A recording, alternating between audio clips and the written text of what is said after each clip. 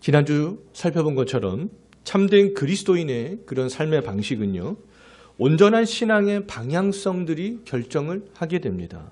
그 올바른 신앙의 방향성은 하나님께서 우리를 구원해 주신 그런 은혜가 있을 때에 또 우리가 올바른 신앙의 방향성들을 설정해 놓고 그것들을 추구하며 살아갈 수 있게 된다라고 말할 수 있어요. 하나님이 우리를 구원해 주신 이유는 거룩한 백성을 삼기 위해서라는 거잖아요. 그럼 그렇다면 구원의 은혜를 아는 우리 그리스도인들의 삶의 방향성은 어디에 있어야 한다는 겁니까? 거룩한 삶에 있어야 한다는 거예요. 그럼 이 거룩한 삶이란 이 세상 사람들과는 다른 방식으로 살아가는 거잖아요. 그들과는 좀 다른 생각들을 하고 그들과는 좀 이렇게 다른 감정을 가지고 그들과는 좀 그런 다른 행동들을 하면서 무엇을 중심으로요? 하나님을 중심으로 해요. 그렇게 살아가는 것이 거룩한 삶의 방식이다라고 말할 수 있습니다. 그럼 세상 사람들과 다른 삶의 방식은 보여지는 거잖아요. 반드시 나타나야 되는 겁니다. 그럼 결론적으로 거룩한 삶은 우리의 말에 있는 것이 아니라 어디에 있습니까? 행함에 있는 거예요. 행함에. 나타내 보이는 것에 있습니다. 그럼 믿음은 우리가 행함으로 표현되는 것이다라고 말할 수 있습니다. 그러니까 영혼이 없는 몸이 죽은 것 같이 행함이 없는 믿음은 죽은 것이다. 정말 야고보서를 보면 그렇게 말씀하고 있잖아요. 죽은 믿음을 소유한 사람은 하나님이 기뻐하시는 거룩한 산 제물로 몸을 드릴 수 있어요? 없어요? 몸을 드릴 수 없습니다. 죽은 믿음을 소유한 사람은요, 이 세대를 본받지 않고 하나님의 선하시고 기뻐하시고 온전하신 그 뜻이 무엇인가? 그것들을 분별하면서 살 수가 없어요. 죽은 믿음을 소유한 사람은 그리스도 안에서 다른 성도들과 한 몸이 되어서 서로 그렇게 지체가 될 수가 없습니다. 그런 것들이 신앙의 방향성이 될 수 없고요. 나타낼 수가 없는 것이죠. 죽은 믿음을 소유한 사람은 하나님이 주시는 그런 은사를 사용하면서 건강한 교회를 세워갈 수 없어요. 죽은 믿음을 소유한 사람은 지난주 우리가 살펴본 말씀들을 실천할 수가 없습니다. 우리의 삶으로 드러내 보일 수가 없는 것이죠. 그럼 로마서 12장은 이 믿음의 실천, 행함과 관련이 있는 말씀이다라고 말할 수 있어요.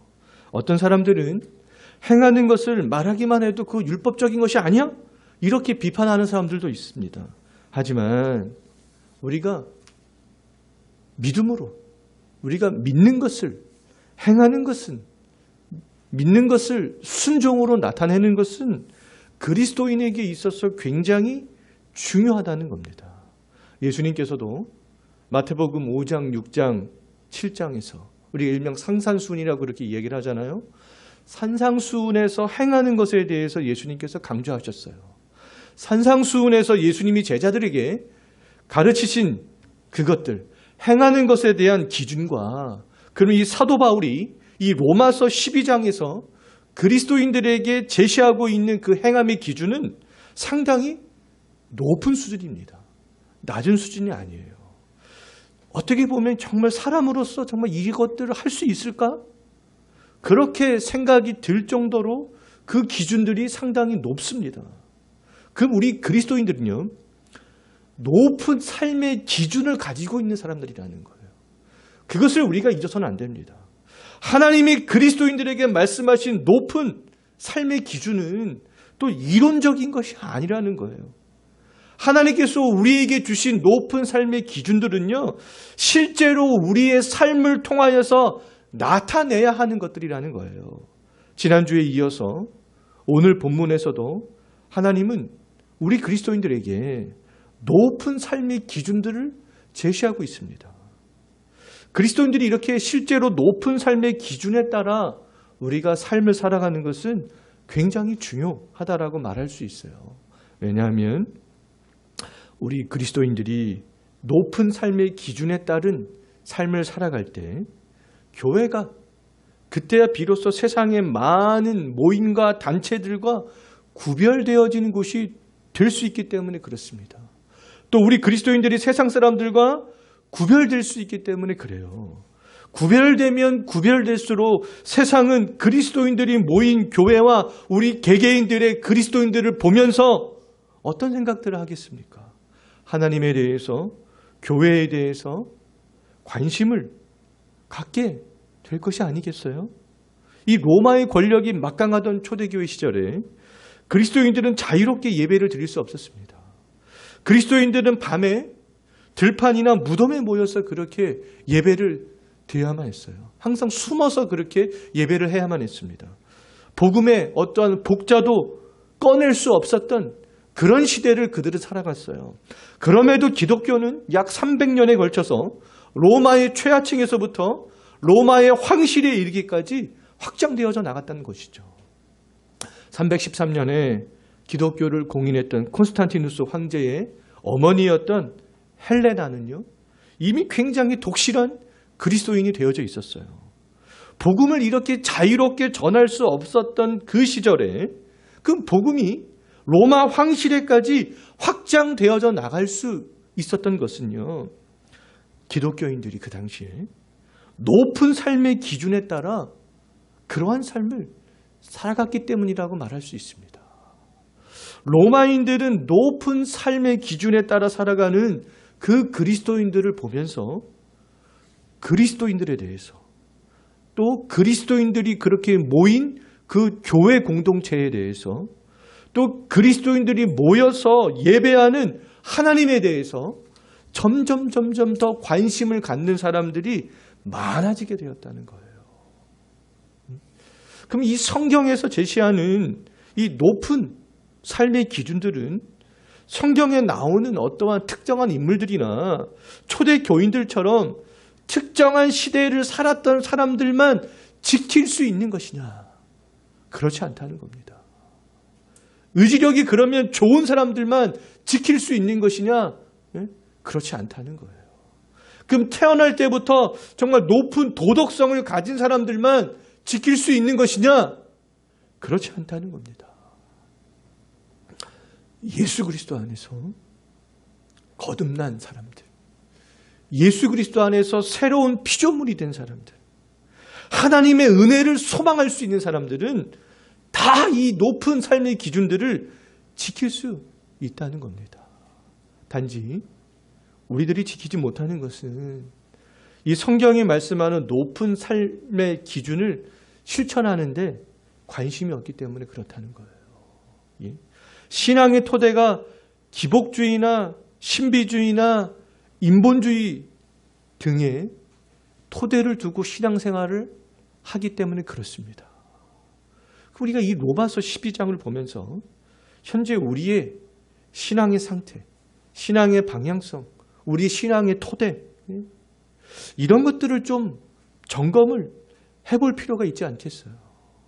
높은 삶의 기준에 관심이 없는 사람들은 성경에서 뭐라고 말씀을 하고 있냐면요, 경건의 모양만 있고 경건의 능력은 부인하는 사람들이다, 이렇게 말씀하고 있습니다. 또 하나님을 입으로만 시인하고 행위로는 부인하는 가증한 사람들이다, 이렇게 말씀하고 있습니다. 하나님께서 그리스도인들에게 원하는 삶은 살아있는 믿음이 있다는 그 증거들을, 우리가 믿는 것을 행함으로 나타내 보이는 거라는 거예요. 우리가 믿으면 그 믿음이 반드시 행함으로 나타내 보이는 것, 이것이 하나님께서 우리에게 요구하는 것들이라는 겁니다. 인생을 살아갈 때 우리가 살아가다 보면 다양한 그런 사람들을 만나게 되잖아요. 나를 좋아하는 사람도 만나게 되지만 나를 싫어하는 사람들도 만나게 됩니다. 또 나를 싫어할 뿐만 아니라 나를 막 미워하고 박해하는 사람들도 만나게 될 수 있잖아요.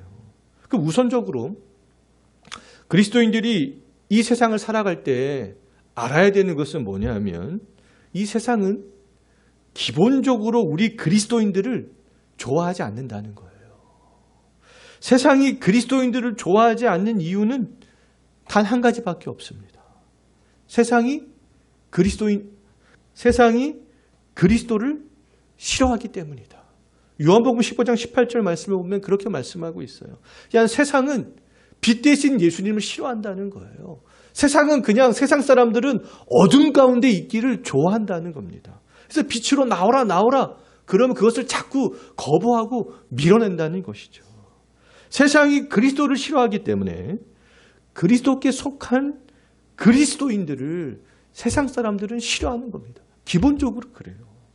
세상이 그리스도를 싫어하는 것은 왜냐하면 그리스도께서 하나님을 알지 못하는 저 세상을 향하여서 악하다, 악한 세상이다, 악한 행동을 하고 있다, 악한 생각을 하고 있다, 계속해서 그렇게 증언하기 때문이라는 것이죠. 요한복음 7장 7절에서 그렇게 말씀을 하고 있습니다. 세상이 그리스도인들을 싫어하는 것을 우리들은 당연하게 생각을 해야 한다는 거예요. 그리스도인들은 세상 사람들에게 1차적으로 미움을 받는 사람들이라는 겁니다. 그러면 성경에서 제시한 높은 삶의 기준에 따라 우리가 살기를 원한다면 우리가 세상 사람들에게 이 세상에서 인정을 받으려고 하는 그런 마음들을 어떻게 해야 되겠습니까? 내려놔야 되는 것이죠, 사실은. 예? 내려놔야 되는 겁니다. 앞서 여러 성경 구절을 통해서 살펴보았듯이 세상은 선천적으로 예수님께 속한 사람들을 싫어한다는 거예요. 예수님과 예수님께 속한 그리스도인들을 싫어하는 세상에서 그러면 막 발버둥을 치면서 인정을 받으려고 하면 할수록 성경에서 지금 제시하고 있는 높은 삶의 기준은 지킬 수 없게 되는 겁니다. 세상 사람들에게 막 박수받고 환호를 받으려고 하면 할수록 성경에서 말씀하고 있는 그런 높은 삶의 기준은 지킬 수 없게 된다는 거예요. 세상은 우리들이 신앙생활을 그냥 편하게 하도록 그렇게 내버려두지 않습니다. 빛을 싫어한다니까요. 세상은요. 지금 한국 사회에서는 신앙의 자유가 있지만 그리스도인들이 신앙적인 양심을 가지고 또 그렇게 막 살아가기는 쉽지 않은 것 같습니다. 점점 더 쉽지 않게 될 거예요. 친구들과 교제하기 위해서 아니면 진학이나 승진하기 위해서 어떠한 사업을 하기 위해서 또 돈을 벌기 위해서 또 믿지 않는 그런 부모 형제와 좋은 관계들을 유지하기 위해서 등등 이 모든 것들을 정말 잘하면서 신앙생활들을 해나가는 것은 쉽지 않습니다. 우리가 이 신앙적인 양심을 지키려고 하면 할수록 여러 곳에서 어떠한 부당한 압력과 박해, 양심의 어떠한 그러한 가책 그런 것들을 받을 수 있고요. 또 고의적인 소외, 사람들로부터의 소외 이런 것도 굉장히 많이 당할 수 있습니다. 나를 박해하는 어떤 직장 상사와 또 거래처 직원과 부당하게 무엇을 요구하는 어떤 거래처 직원들과 또 나를 따돌리는 친구들과 성경적인 가치를 따르지 못하도록 압력을 행사하는 어떤 나보다 높은 권세의 위치에 있는 권세자들이 있을 때 성경이 첫 번째로 제시한 높은 삶의 그런 기준은 무엇인가? 나를 자꾸만 신앙적 양심을 가지고 살아가지 못하도록 방해하는 주변에 있는 사람들이 여러 가지 방법으로 굉장히 많이 있을 수 있잖아요.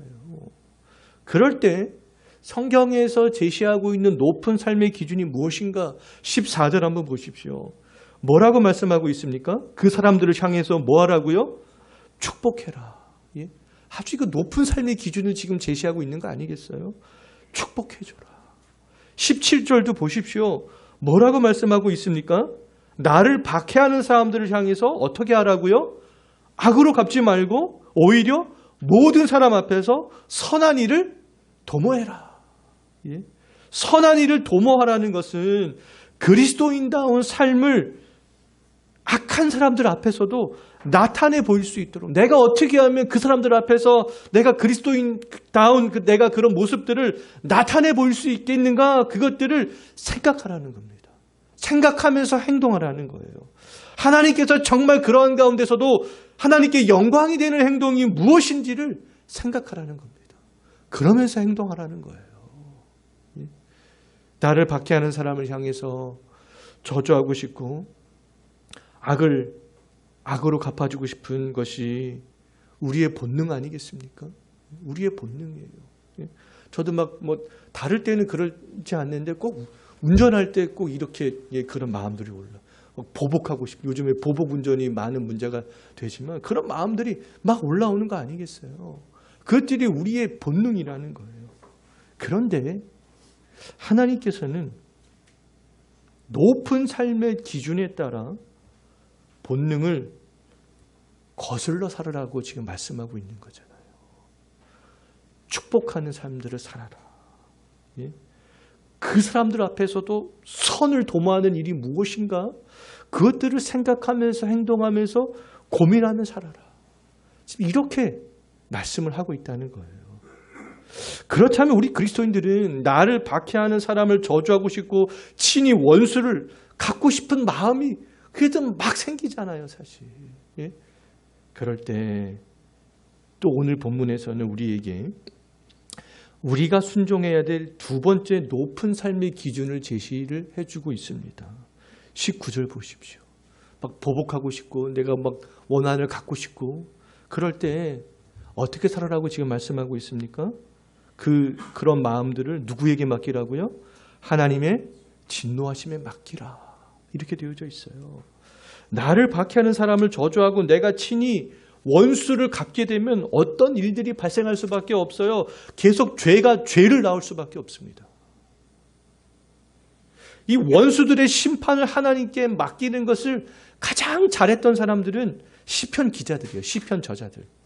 시편 그 저자들은요. 원수들의 보복을 하나님께 맡기는 기도를 아주 잘했습니다. 시편 기자들이 그렇게 기도했던 것은 왜냐하면 오직 하나님만이 그 공의의 하나님만이 정의롭게 완벽하게 모든 것들을 잘 심판할 수 있음을 믿었기 때문이에요. 심판의 권한은 나에게는 없구나. 하나님에게 있구나. 그것들을 확신했기 때문에 그렇습니다. 우리를 박해하는 사람들을 축복하고 모든 사람 앞에서 선한 일을 도모하고 진노의 심판을 하나님께 맡기는 것은 내 의지와 내 결단으로 할 수 있는 것들이 아니에요. 내가 그렇게 해야지. 그렇게 할 수 있어. 이렇게 매일같이 어떤 아침마다 구호를 외친다고 해서 그렇게 되는 것이 아닙니다. 그럼 우리가 우리의 의지적인 결단만으로 순종할 수 없을 때 우리들이 기억해야 될 것은 뭐냐면 하나님께서 나에게 베풀어 주신 그런 은혜를 기억하는 거예요. 우리가 장차 가게 될 완전한 하나님 나라를 우리가 소망하는 겁니다. 오직 하나님의 은혜만이 정말 이 타락한 본성을 거슬러서 우리가 행동하게 할 수 있도록 힘을 불어넣어 줄 수 있기 때문에 그렇습니다. 우리가 잘 알고 있는 스데반 집사는 정말 돌에 맞아 죽어가면서도 자기에게 돌을 던진 사람들을 위해서 축복했잖아요. 스데반 집사가 그렇게 할 수 있다는 것은 하나님의 은혜가 돌에 맞는 그 순간에도 그 스데반 집사를 지배했기 때문에 그렇습니다. 돌에 맞는 순간에도 완전하게 자기가 장차 가게 될 하나님의 나라가 보였기 때문에 그럴 수 있었던 것이죠. 우리들도 하나님의 은혜가 내 안에 충만할 때에 스데반 집사처럼 나를 박해하는 사람을 축복할 수 있게 될 뿐만 아니라 원수들의 심판을 하나님께 맡길 수 있는 그런 기도를 할 수 있게 된다는 거예요. 또 나를 박해하는 사람들이 영원히 나를 박해하는 또 위치에 있는 것은 아니잖아요. 나를 박해하는 위치에 있던 사람들이 갑자기 뭐 하는 일들이 뭐 잘 안 돼가지고 나보다 못한 위치로 뚝 떨어질 수도 있습니다. 성경을 보면 몇 가지 우리가 예를 생각할 수 있는데요. 임신한 하갈은 임신하지 못했던 아브라함의 아내 사라를 잠깐 멸시했습니다. 그런데 하갈이 사라를 멸시하는 것은 오래가지 못했어요. 또 분인나는 자식이 없었던 한나를 멸시했어요. 그런데 그 멸시가 오래가지 못했습니다. 분인나는 한나가 아들 사무엘을 낳은 이후부터는 더 이상 한나를 멸시할 수가 없었죠. 또 사울 왕은 다윗을 박해했고 핍박했습니다. 틈만 있으면 죽이려고 했어요. 하지만 이 사울의 박해도 오래가지 못했습니다. 그럼 우리에게도 얼마든지 이 하갈과 사라, 또 브닌나와 한나처럼, 또 사울과 다윗처럼 인생이 역전될 수 있다는 겁니다. 우리를 박해했던 사람들이 하갈과 브닌나와 사울처럼 좋지 못한 환경에 놓이게 될 수 있어요. 1년 전에, 5년 전에, 10년 전에 나를 그렇게 못살게 굴었는데 어떤 사람이, 근데 지금 오늘날 보니까 나보다 그렇게 못한 위치에 처하게 된 그런 모습들이 종종 있잖아요. 그 우리의 원수였던 사람들이, 나를 못살게 굴었던 사람들이 나보다 좋지 못한 환경에 놓이게 되는 것들을 우리가 보았을 때 어떻게 해야 될까? 어떻게 해야 될까? 하나님이 어떻게 하라고 말씀하셨는가? 20절 한번 보십시오. 뭐라고 말씀하고 있습니까? 원수가 줄이거든 먹이라. 목마르거든 어떻게 하라고요? 마시게 하라. 아주 이거 높은 삶의 그런 기준들을 말씀하고 있잖아요. 그리스도인들은 나를 못살게 구는 원수들이 있다 할지라도 그들이 어려움에 처해 있다면 적극적으로 도와주라는 거잖아요. 죽게 내버려 두지 말라는 겁니다. 그럼 현재 원수처럼 생각하는 사람들이 있는지 모르겠어요. 점점 우리나라가 점점 문제가 좀 심각하게 제가 볼 때는 되어져 가는 것 같은데요. 여당을 지지하는 사람들은 야당을 막 원수처럼 생각하고, 야당을 지지하는 사람들은 막 여당을 지지하는 사람들을 정말 원수처럼 생각합니다. 근데 정말 나와 다른 정치적인 생각을 가지고 있다 할지라도, 더 나아가 정말로 원수처럼 생각하는 사람들이 있다 할지라도 우리 그리스도인들은 나와 반대편에 있는 사람들을 도와줘야 될 때, 그들이 정말 어려움에 처해 있을 때 어떻게 하라는 겁니까? 도와주라는 겁니다. 예? 도와주라는 거예요. 그리스도인들이 그렇다면 그렇게 해야 되는 이유가 무엇 때문인가? 왜 나를 박해했던 그런 원수처럼 생각하는 사람들이 어려움에 처해 있다고 해서 우리가 왜 그들을 도와줘야 되는 것이겠습니까?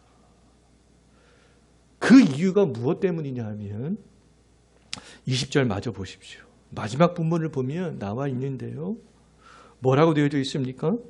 그리스도인들이 숯불을 원수들의 머리에 쌓아놓을 수 있기 때문이다. 아, 이것이 무슨 말인가? 예? 이 의미를 해석하기는 좀 쉽지 않습니다. 그럼에도 불구하고 이 많은 학자들은 이 구절들을 어떤 식으로 해석을 하냐 하면요. 그리스도인들이 원수들에게 베푸는 그런 친절을 통하여서 원수들이 부끄럽게 여길 수 있다. 또 원수들이 양심의 가책을 받을 수 있다. 그렇게 해석을 합니다. 그럼 예를 들어서 이 사울이 왕이었을 때 다윗을 박해했고 죽이려고 했잖아요. 그런데 다윗은 원수와 같은 사울을 대할 때에 사울이 자기에게 행한 것처럼 다윗은 하지 않았습니다. 다윗은 사울을 죽일 기회가 여러 번 있었지만 사울을 죽이지 않았잖아요. 이 사실을 알게 된 사울은 통곡하면서 다윗에게 나쁘게 자기가 행했던 행동들을 뉘우치기도 했어요. 부끄럽게 여겼습니다. 양심의 가책을 받았어요. 사울은 다윗이 자기에게 그렇게 선하게 행동하는 것을 보면서 다윗을 죽이려고 한 자신의 행동에 대해서 굉장히 가책을 느끼게 되었다는 것이죠. 오순절에 베드로의 설교를 듣던 유대인들은 예수님을 십자가에 못 박았던 그런 사람들이었잖아요. 그럼에도 베드로는 그런 원수와 같았던 유대인들을 외면하지 않았습니다. 그들에게 나아가서 설교했어요. 베드로는 유대인들에게 악을 악으로 갚지 않고 악을 선으로 갚았습니다. 그 결과 그 베드로의 설교를 듣던 유대인들 중에서는 양심의 가책을 받는 사람들이 막 생겨나기 시작했어요. 양심의 가책을 받아서 또 예수님을 믿게 되는 사람들이 생겨나기 시작했습니다. 우리에게 원수처럼 행동했던 사람들이 그럼 현재 줄이고 목마른 상태에 있다면 어떻게 하라는 겁니까? 도와주라는 거예요. 왜냐하면 우리의 도움을 통해서 과거 그들이 우리에게 악하게 했던 행동들을 부끄럽게 생각하고 양심의 가책을 받을 수도 있기 때문에 그렇다는 것이죠. 그것을 위해서 그들을 도와주라는 겁니다. 하나님, 우리가 하나님과 원수되었을 때 우리를 내버려 두지 않았잖아요. 악한 행실로 하나님을 떠나 원수되었던 우리를 위하여서 예수님을 십자가에서 죽게 하셨습니다. 하나님은 하나님과 원수되었던 우리를 다시 하나님과 화목하게 만들기 위해서 하나님 자신을 친히 내어주셨잖아요. 도와주기만 한 것뿐만 아니라 친히 자기의 목숨을 내어주셨다는 거예요. 하나님과 원수된 우리를 위해서요. 그럼 우리에게 그러한 은혜가 있다면 우리들도 충분히 원수된 사람을 향해서 도움의 손길들을 줄 수 있다는 것이죠. 그리스도인들은 원수들이라 할지라도 그들이 죽게 내버려 두어서는 안 됩니다. 성경에서 말하고 있는 목마를 때 물 한 잔 주라는 거잖아요. 비싼 금물 사다 주라는 게 아니잖아요. 그냥 목마르면 물 한 잔 주고, 배고프다 그러면 그냥 밥 한 숟갈 떠먹여 주고, 어디 뭐 호텔 뷔페에 가서 막 비싼 음식 먹이라는 거 아니잖아요. 밥 한 숟갈 주라는 것이죠. 죽지 않도록, 망하지 않도록 도와줄 수 있어야 되는 것이죠. 우리 그리스도인들이 그렇게 한다면 그들이 양심의 가책을 받고 자기들이 한 행동에 대해서 부끄러움을 느낄 수 있고 또 그것을 통해서 예수 그리스도를 믿을 수 있는 기회도 될 수 있기 때문에 그렇습니다. 하나님의 은혜를 아는 그리스도인들은 악에게 지지 말고 손으로 악을 이겨라. 21절 말씀에서 그렇게 말씀하고 있잖아요. 그럼 악에게 지지 않고 손으로 악을 이길 수 있는 방편은 나를 박해했던 원수들을 향해서 자꾸만 악으로 되갚아주고 싶은 생각이 자꾸 들 때 악한 생각을 멈춰야 된다는 거예요. 중단해야 된다는 겁니다. 악한 생각을 멈추지 않으면 마음에 있는 각종 악한 말들이 계속적으로 입으로 나올 수밖에 없잖아요. 그 악한 생각을 중단하지 않으면 계속 그 악한 말들을 내뱉을 수밖에 없습니다. 또 이 말로만 내뱉었을 뿐만 아니라 손발로 내가 악한 생각을 하고 악한 말을 했던 것들이 손발로 표현이 될 수밖에 없잖아요. 그런데 그렇게 하는 것은 하나님이 원하시는 것이 아니라는 겁니다. 악한 생각을 중단하는 것이 악에게 지지 않는 것이고 손으로 악을 이길 수 있는 방편이 되는 것이죠. 하나님께서는 우리 그리스도인들에게 이렇게 높은 삶의 기준을 제시하셨다는 겁니다. 하나님은 또 그리스도인들이 평범한 일상을 살아갈 때도 세상 사람들과는 좀 다른 삶을 살 것을 그렇게 요구하신다는 거예요. 일상의 평범한 삶을 살 때에도 하나님이 말씀하신 삶의 높은 기준들을 우리는 기억해야 됩니다. 평범한 일상을 살 때 하나님이 그리스도인들에게 주신 높은 삶의 기준은 다른 그리스도인들과 감정적으로 하나가 되는 거예요. 15절 한번 보십시오. 감정적으로 하나가 되는 겁니다. 또 18절도 보십시오. 다른 성도들과 화목하게 되는 거예요. 하나가 돼야 화목하게 될 수 있잖아요. 그럼 우리 주변에는 언제나 다양한 감정을 가진 사람들이 존재할 수밖에 없어요. 15절을 보세요. 즐거워하는 사람들도 있고 우는 사람들도 있습니다. 우리 주변에는 이렇게 양극단에 서 있는 사람들을 항상 있을 수밖에 없어요. 다양한 이렇게 감정을 가진 사람들을 만날 때 그럼 그리스도인들이 해야 될 일들이 뭐라는 겁니까? 그들과 같은 감정을 가져주라는 거잖아요. 즐거워하는 사람들이 우리 옆에 있다면 함께 즐거워해줘라. 그 우는 자들이 있다면 함께 슬퍼해주고 울어주라. 같은 감정을 가지라는 것이죠. 감정적으로 하나가 이렇게 좀 되어주라는 거 아니겠어요? 그런데 내 감정을 다른 성도의 감정과 이렇게 맞추는 것, 하나 되는 것, 그거 쉽습니까? 어렵습니까? 굉장히 어렵습니다.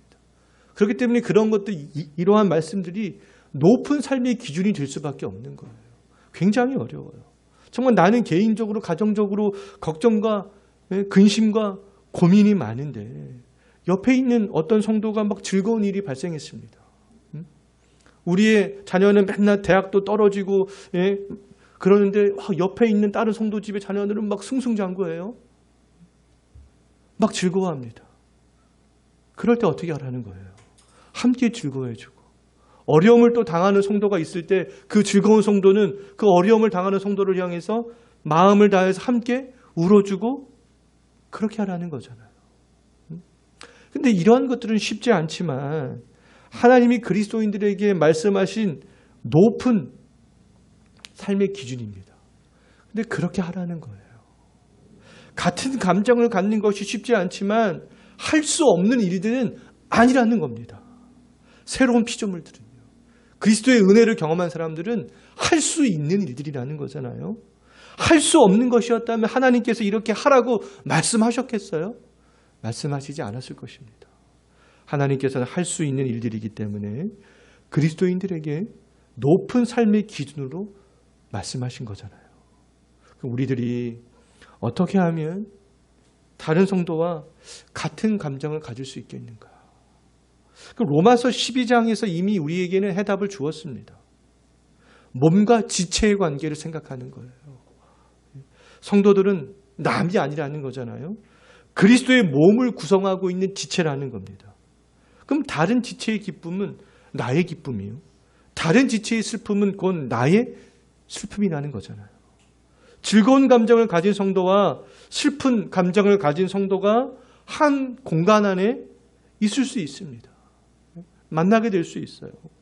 이때 그러면 즐거운 감정을 가진 성도는 누구와 하나가 되려고 하는 마음이 있어야 하겠어요? 슬픈 감정을 가진 성도와 하나가 되려고 하는 그런 마음이 있어야 되겠죠. 또 슬픈 감정을 가진 성도는 즐거운 감정을 가진 성도와 하나가 되고자 하는 마음이 있어야 되겠습니다. 그때 함께 즐거워하고 함께 또 슬퍼할 수 있게 되는 거잖아요. 그럼 모든 성도가 이러한 마음을 가질 때 진정으로 그리스도 안에서 하나 되는 교회가 될 수 있지 않겠어요? 나는 슬픈데 다른 사람들 즐거워하는 것을 볼 때 시기하고 질투하고 그러면 갈등이 발생할 수밖에 없습니다. 한 지체로서 함께 즐거워해주고 함께 울어줄 수 있으면 마음을 같이 할 수 있어요. 하나 되는 교회를 만들어갈 수 있습니다. 다른 성도와 같은 감정을 가지고 한 마음이 되었다면 교만한 마음으로 다른 성도를 바라보지 않게 될 거예요. 또 다른 성도를 업신여기는 마음으로 바라보지 않게 될 것입니다. 오히려 겸손한 마음으로 다른 성도들을 이렇게 바라보게 되지 않겠어요? 근데 바리새인들은 항상 높은 데 마음 두기를 좋아했습니다.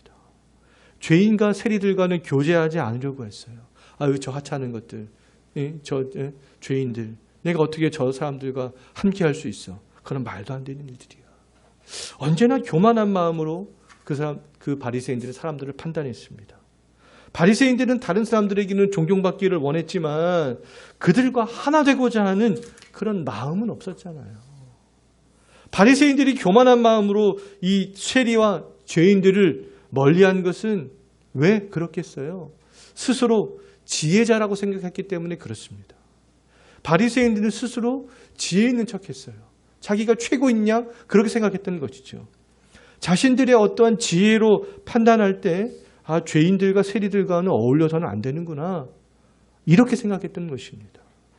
바리새인들은 자신들이 가지고 있는 생각할 수 있는 그런 지혜의 범위 안에서만 생각했지. 더 넓고 깊은 지혜를 가지고 계시는 하나님은 생각하지 않았잖아요.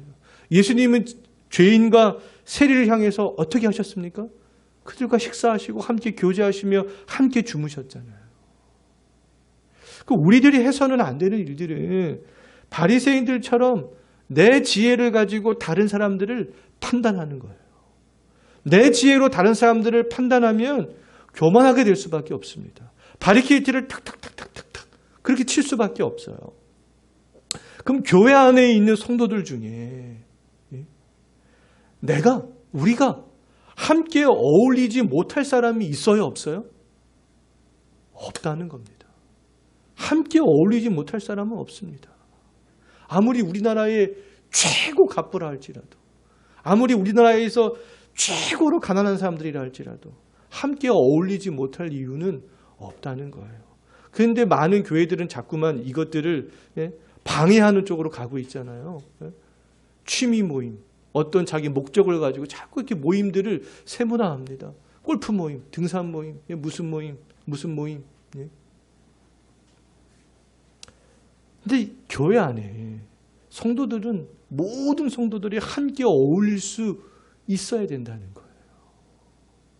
어떤 성도든지 함께 즐거워하고 함께 울어줄 수 있어야 되는 것이죠. 모든 성도들과 하나 될 수 있어야 되는 것입니다. 이것이 하나님의 지혜가 되는 것이죠. 하나 되는 것, 모든 성도들과 화목하게 되는 것은 하나님이 그리스도인들에게 말씀하신 명령입니다. 18절 보십시오. 뭐라고 말씀하고 있어요?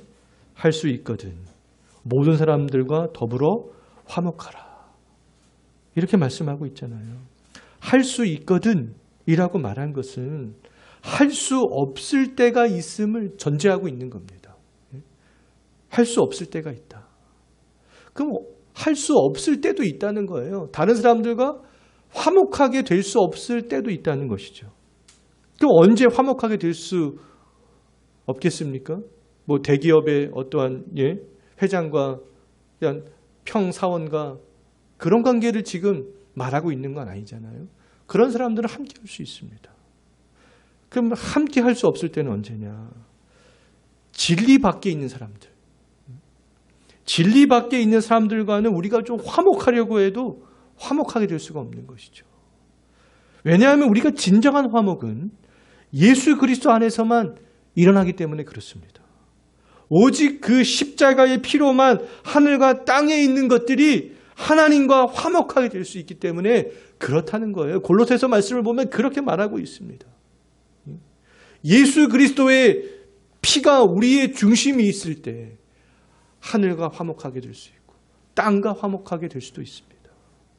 우리가 그리스도 밖에 있는 사람들과 화목을 이루기 위해서는 먼저 그들이 복음 안으로 들어올 수 있도록 그렇게 해야 되는 것이죠. 그들이 그리스도 안으로 들어올 때 그들이 사회적으로 어떤 위치에 있든지 상관없이 한 몸 된 공동체, 마음이 같아지는 공동체, 화목한 공동체가 될 수 있다는 거예요. 그리스도인의 삶의 방식은 비그리스도인과 같지 않습니다. 지난주 말씀, 오늘 말씀 잘 한번 생각해 보세요. 삶의 방식은 같지 않아요. 하나님은 그리스도인들에게 높은 삶의 기준들을 제시해 주셨습니다. 하나님이 우리에게 주신 높은 삶의 기준들은 실현 불가능한 것들이 아니라는 거예요. 실현 가능한 것들이라는 겁니다. 언제요?